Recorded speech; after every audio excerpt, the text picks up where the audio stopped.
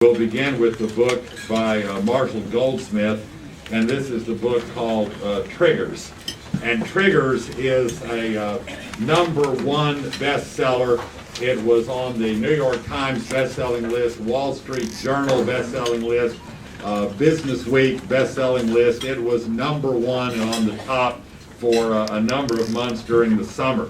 So, if you look at your handout under the header, it's called 3 Questions. These are examples of stimuli that are triggers.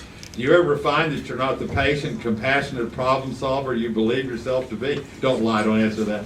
Are you surprised how irritated or flustered the normally unflappable you becomes in the presence of a specific colleague at work? Have you ever felt your temper accelerate from 0 to 60 when another driver cuts you off in traffic?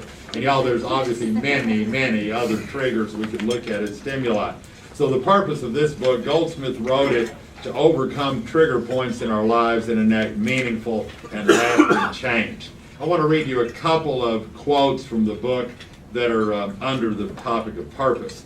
Midway down, it says, "We are superior planners, but inferior doers as our environment exerts its influence throughout the course of our day.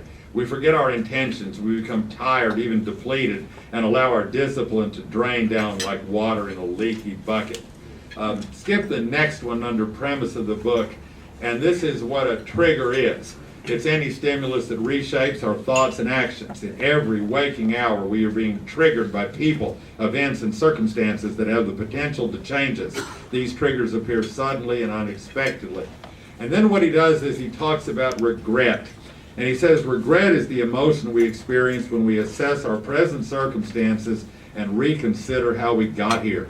We replay what we actually did against what we should have done and find ourselves wanting in some way. Regret can hurt. But y'all, he doesn't want you not to regret. Look at the next quote. The pain that comes from regret should be mandatory, not something to be shooed away like an annoying pet.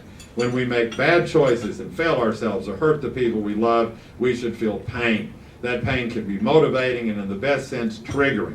A reminder that maybe we messed up, but we can do better. It's one of the most powerful feelings guiding us to change.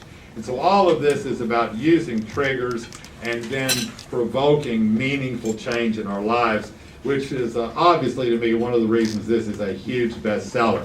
Because everybody talks about change all the time, but the issue is how do you take it in a very productive way and make it work for you.